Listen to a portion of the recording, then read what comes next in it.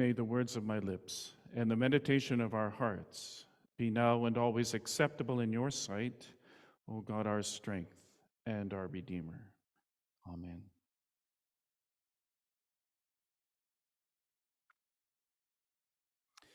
Well, today I'm going to reveal, I guess, my true colors. By the end of this sermon, you're going to know that I'm definitely an Anglican. Because my subject today is the Ascension, which probably doesn't have too much of a tradition in the United Church, although I certainly see signs of it around me this morning. But it certainly has a bit of one in the Anglican Church. And I won't blame you if the Ascension doesn't ring too many bells in your mind. It is, as one preacher mentioned, the least celebrated of all the Christian feast days. It falls, for one thing, always on a Thursday, always in the 6th week of Easter. And who's got time for a midweek celebration in May? Nobody. There's no Ascension concert at school. There's no stat holiday for the Ascension. No gifts.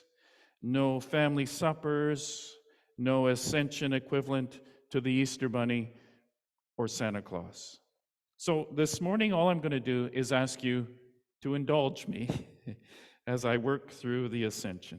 I can't let the day go by. It's bred in my bones. But you can let your mind wander if you want. You can plan out your garden. You can make a shopping list for your long weekend barbecue. I promise I'll be done in a few minutes. I'll admit that the Ascension is a bit of a tough sell. All we have of the Ascension in Luke is a couple of verses at the very end of the last chapter. The book of Acts has a bit more to say, but not too much. Jesus ascends into heaven and leaves his disciples behind. So after Easter, after the risen Christ had appeared to his disciples and comforted them, he rose. This time not from death, but from the earth into heaven. God has gone up with a shout is the liturgical refrain for the day.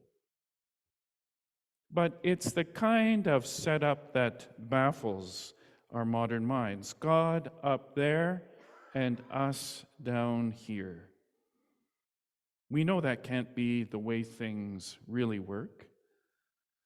So most modern commentators will tell you that the Ascension is really about Jesus going away so that he can be everywhere, all at once, all at the same time.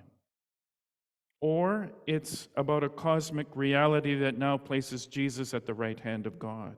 He is gone in order to take charge, to rule, to put all things under his feet. It's an important day because it's the final vindication of Jesus, the culmination of his birth, life, death, and resurrection. He is finally ascended. It's the end of the story of Jesus. But it's a pretty abstract idea, and one that we find hard to understand.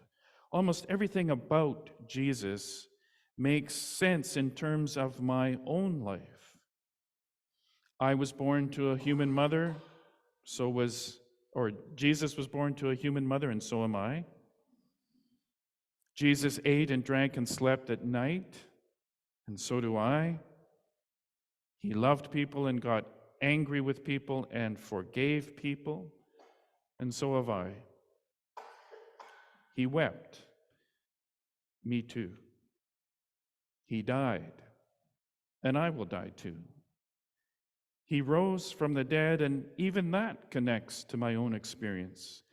I have had some Easter moments in my own life of joy found in the midst of sorrow, of life in the midst of death. But ascending into heaven to be seated at the right hand of God, as the old Apostles' Creed so clearly states. That's where Jesus and I part company. That's where he leaves me in the dust. That's when I can do nothing more than stare up into the clouds, my neck cranked back as far as it can go.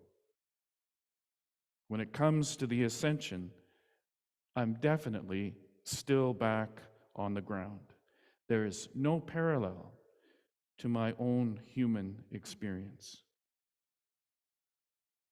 And if that wasn't enough, the ascension becomes even harder to kind of warm up to when you consider what the ascension must have felt like for his motley group of disciples. Luke's gospel tells us that they all went back to Jerusalem with joy. But I really wonder about that. They might very well have felt a sense of joy, maybe because their adrenaline was pumping, or because the reality of what was happening hadn't fully sunk in. But Jesus is gone.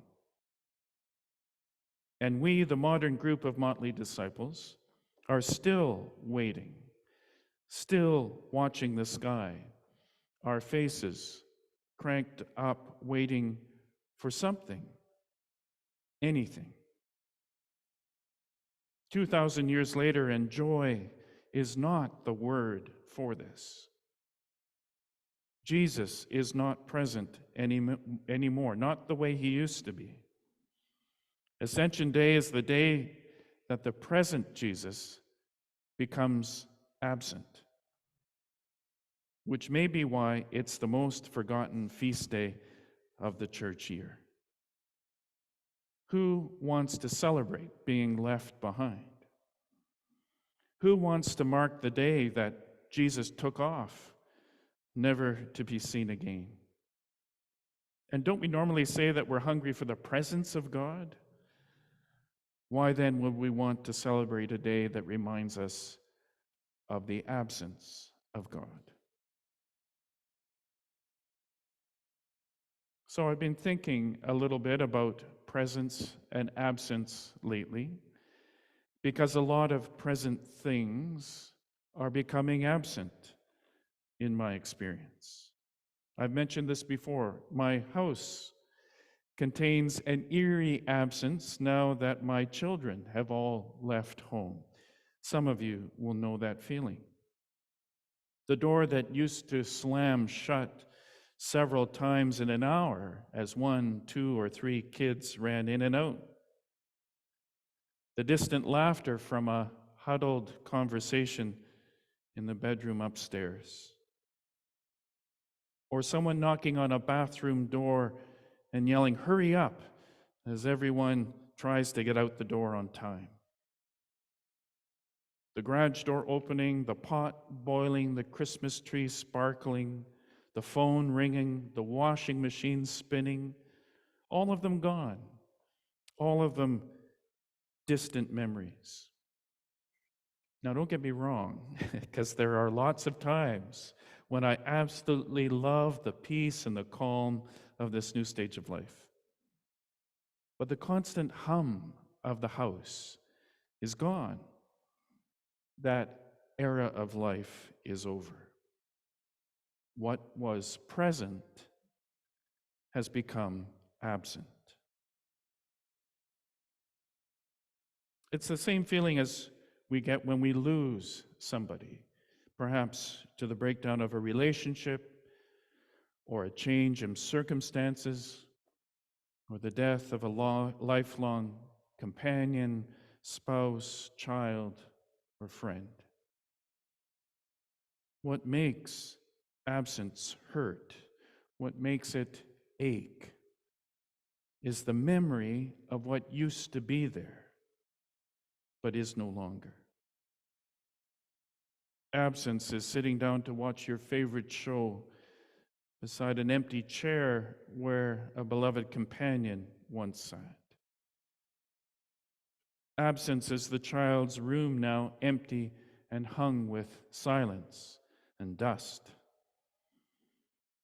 Absence is the wedding suit zipped into a garment bag, hanging in the closet, outliving the marriage or outliving the one who wore it.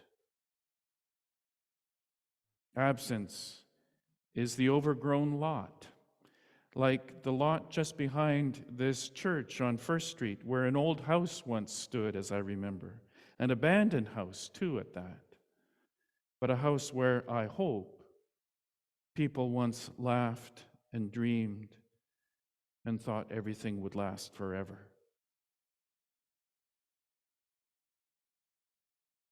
But there's also something funny about absence too, something surprising that we may not have noticed before.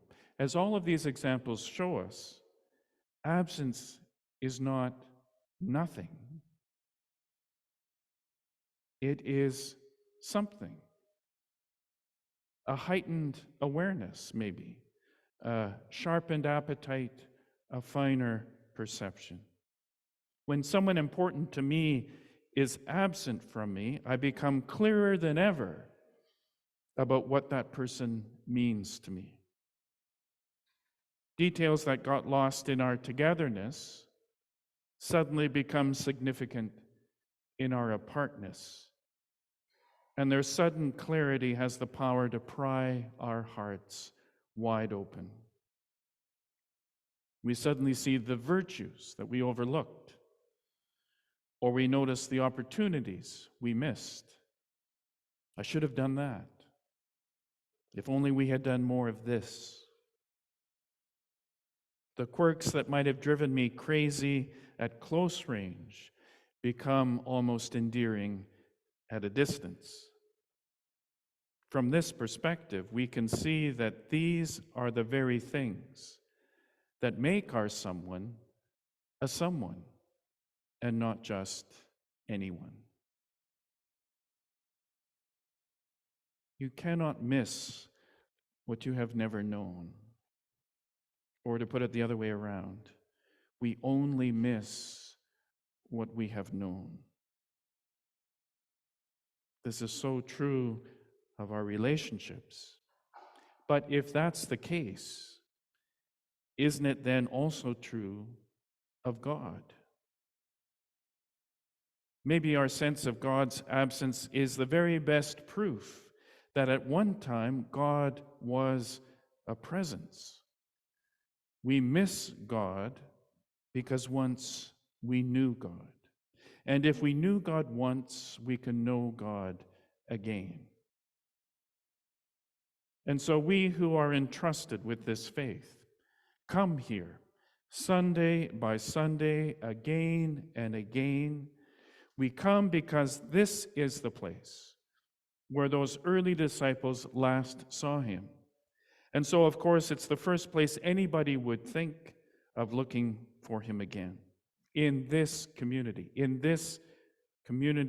of Jesus, in the community of followers, generation after generation, who have known God's presence and have remained constant in God's absence.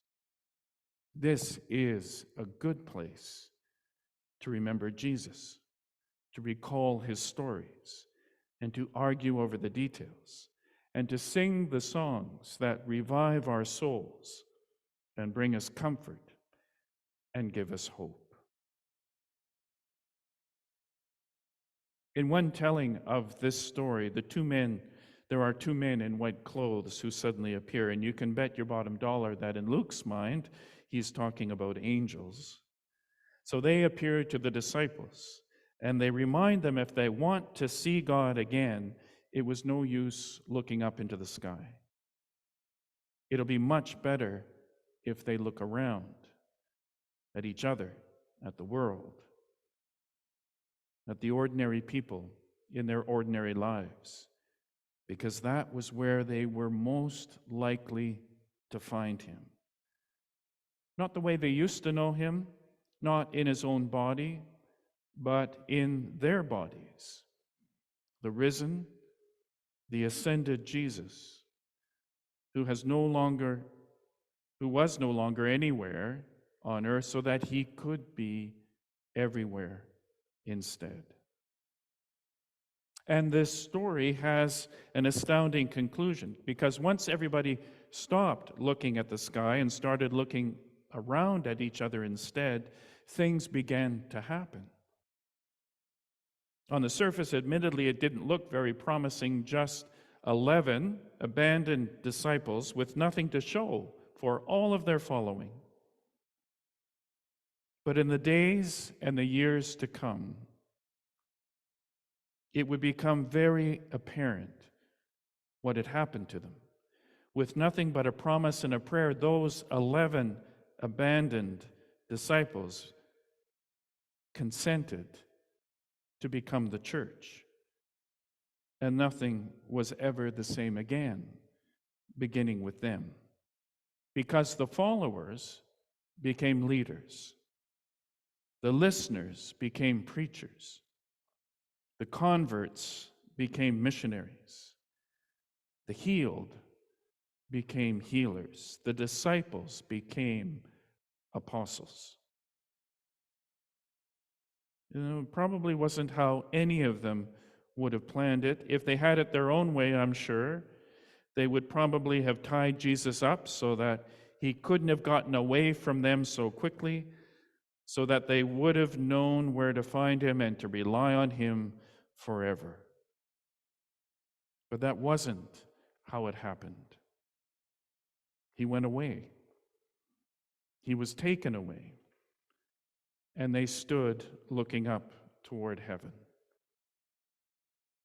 Then they stopped looking up toward heaven. They looked at each other instead, and they got on with the business of being the church. And as they did that, they were changed. They began to say things that sounded like Jesus. They began to do things that they had only seen Jesus do. They became courageous and capable and wise. And when they paid attention, they could feel a strong, abiding presence with them, the presence of the absent one. And so this is the Ascension. A presence becomes an absence, so that the absence could become a presence once again. And this is a day worth remembering. Thanks be to God. Amen.